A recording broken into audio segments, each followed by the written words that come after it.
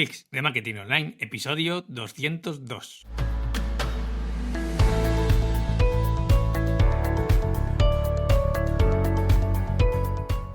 Hola, ¿qué tal? Muy buenas a todos y bienvenidos un día más a Clics de Marketing Online, el podcast en el que hablamos de todas las técnicas y estrategias de marketing online que pueden ayudarte a mejorar tu proyecto en Internet a golpe de clic, como no puede ser de otra forma. Hoy, episodio 202, del martes 9 de julio de 2019, programa en el que vamos a ver la primera herramienta de evaluación para tu modelo de negocio, que no es otra que el análisis de fuerzas de Porter. Así que, comenzamos. Si en las semanas anteriores hemos estado viendo los distintos patrones de modelos de negocio para que te sirvieran de inspiración o para que pudieses captar distintos detalles, distintos matices que puedas aplicar en tu modelo de negocio, y en el episodio de la semana pasada veíamos una técnica de creatividad como es el brainstorming que te va a permitir conseguir una ampliación de ese modelo de negocio que tenías inicial y que incluso puedas llegar a tener hasta 3 modelos de negocio diferentes o 3 variantes diferentes de tu modelo de negocio. Hoy vamos a empezar a ver las herramientas que puedes tener para evaluar esos modelos de negocio, porque seguramente que te estarás preguntando, vale Ángel, muy bien, ahora tengo 3 modelos de negocios distintos después de hacer el brainstorming, ¿con cuál me quedo? ¿Cuál elijo? Pues el siguiente paso, después de haber hecho esa sesión de brainstorming con tu equipo, con tus amigos, con tu familia, etcétera, es evaluar cada uno de esos modelos de negocio que has creado a partir de dicho brainstorming. Bien, para evaluarlo, vamos a ver en el episodio de hoy la primera de las 3 herramientas que existen para evaluar modelos de negocio. Son muy sencillas, pero te van a permitir hacerte un montón de preguntas muy buenas que te van a ayudar a evaluar ese modelo de negocio.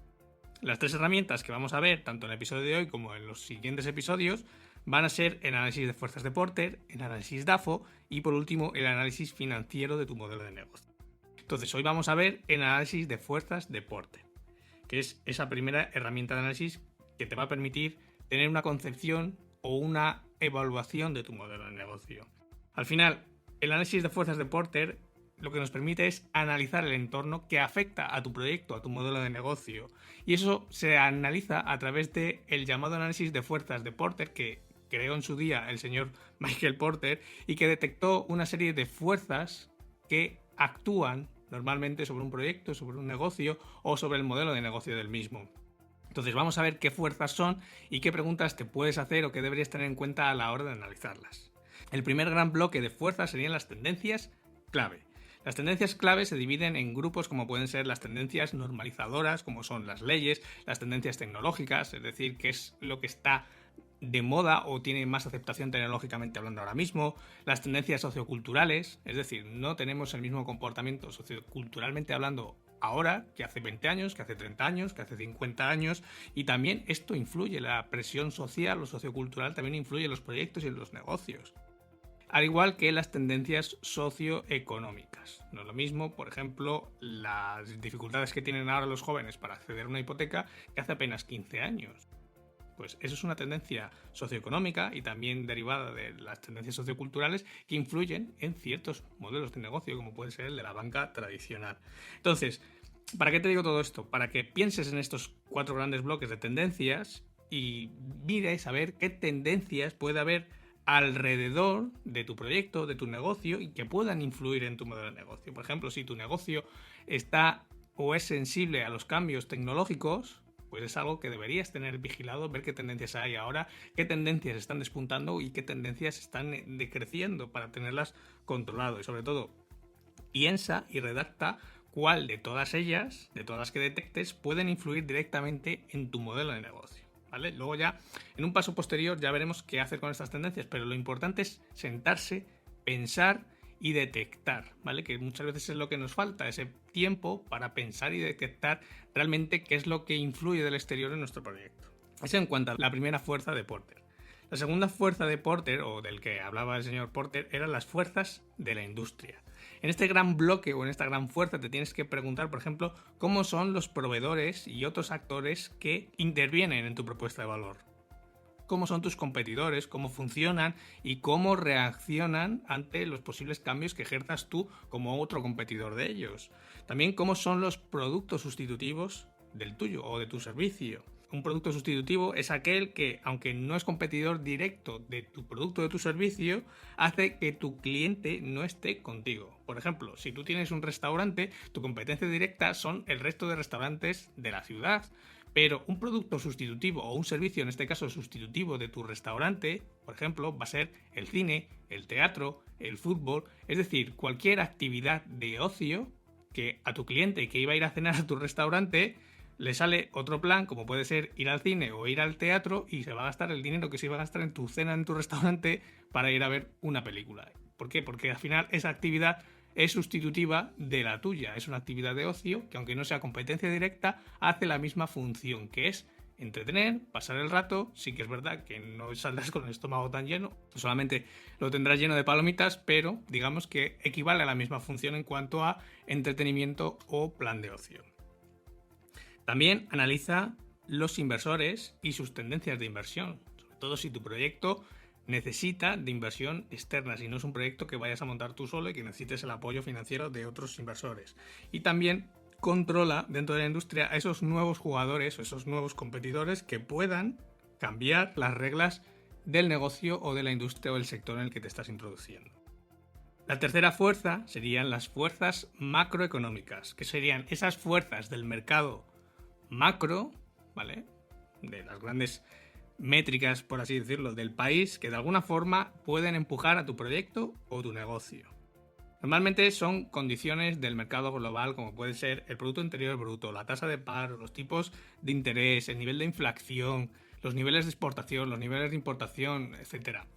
¿Para qué sean importantes estas fuerzas macroeconómicas? Sobre todo en el caso de que vayas a montar un proyecto o un negocio en un país en el que no es el tuyo, es decir, que sea un proyecto de nueva creación en un país en el que no estás operando actualmente, o bien que tengas un proyecto actualmente funcionando en nuestro país o en tu país y quieras hacer un proceso de internalización, es decir, de abrir esa línea de negocio en un país que ahora mismo no estás operando. Por lo tanto, estas fuerzas macroeconómicas tienen un peso relativamente importante en ese desarrollo que vas a hacer, sobre todo de internalización. Y la última fuerza de Porter serían las fuerzas del mercado.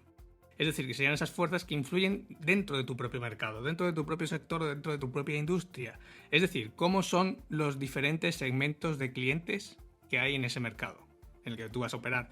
¿Cuáles son las cuestiones clave para esos segmentos de clientes? ¿Cómo se comporta? ¿Qué cosas son específicas de esos segmentos de clientes que tienen los clientes de ese mercado en el que tú estás operando y no tienen los de otro mercado distinto? ¿Qué necesidades y demandas tienen esos clientes? ¿Cuáles son los costes de cambio que tiene el cliente ahora mismo para no salirse de ese sector e irse a otro? Por ejemplo, no tiene el mismo coste de cambio el cliente de un hosting, que cuando te quieres migrar de hosting pues tiene una serie de complicaciones, una serie de barreras de salida que te impiden muchas veces cambiar de hosting por lo coñazo que es, por las pegas que hay muchas veces, por la dificultad técnica que hay otras veces, etcétera, que por ejemplo cambiar de un restaurante. El cliente de un restaurante puede cambiar de un restaurante a otro pues simplemente con cruzarse de acera y está cambiando de restaurante por un coste muy bajo o apenas ínfimo. No hay ningún coste o ninguna barrera de salida que le impida cambiar de restaurante, mientras que tú cuando quieres cambiar de hosting pues seguramente no solamente va a influir cuestiones como el precio o las funcionalidades, sino que muchas veces el estar tranquilo, el no tener que hacer esos cambios, el que la web esté caída varias horas, pues son barreras de salida que son en realidad costes de cambio que retienen al usuario dentro de ese sector. Y por último, también dentro de las fuerzas del mercado, la capacidad generadora de ingresos que tienes dentro de ese mercado. Porque si estás, por ejemplo, en el mercado de las aplicaciones, es decir, si estás montando una aplicación dentro del App Store o del Play Store, pues la capacidad generadora de tu producto o tu servicio va a ser de unos pocos euros, de 1 euro, 2 euros, 5 euros, 10 euros, ¿vale? Dependiendo de la suscripción que tengas. Mientras que, por ejemplo, si volvemos al símil de los restaurantes, al ejemplo de los restaurantes, una cena en cualquier restaurante para 2 personas, pues mínimo van a ser 50 o 60 euros. Entonces, la capacidad generadora de ingresos no es la misma. El del restaurante no necesita tantas descargas como va a necesitar el desarrollador de la app. Después de ver estas fuerzas de Porter, ¿vale? En el que hemos visto un poco cuáles son esas fuerzas o tendencias que influyen sobre tu proyecto, sobre tu negocio, sobre todo lo importante del episodio de hoy es que pienses cómo proteger tu proyecto de todas estas fuerzas o cómo blindarte o cómo asegura en este caso la permanencia de tu proyecto en el caso de que se pronuncien en cualquiera de estas fuerzas, ¿vale? Y sobre todo que tengas definido cómo puedes hacer los distintos pivotajes, ¿vale? Cuando tengas detectada una fuerza que pueda influir en tu proyecto, en tu negocio, tengas pensado un plan B, un plan C o lo que llamaríamos un pivotaje por si esa fuerza se manifiesta para mal en tu proyecto, cómo le puedes hacer frente. Es decir, tener pensado un plan B por si algo, si una fuerza, en este caso, de todas las que hemos hablado, se presenta en tu proyecto y hace que la línea de flotación del proyecto se tambalee. De todos modos, si tienes cualquier duda, pues ya sabes, escríbeme a través del formulario que encontrarás en mi página martin.click/contactar. Como siempre, muchas gracias por acompañarme, por tu valoración de 5 estrellas en iTunes, por tu corazoncito verde en Spotify y por tu me gusta y comentario en iVoox. Y si lo dejas, me ayudarás a subir los rankings y harán que este podcast cada vez lo escuche más gente. Pero sobre todo, muchas gracias por estar a otro lado. Sin más, nos escuchamos mañana miércoles con un nuevo Click de Marketing Online. Hasta entonces, feliz martes.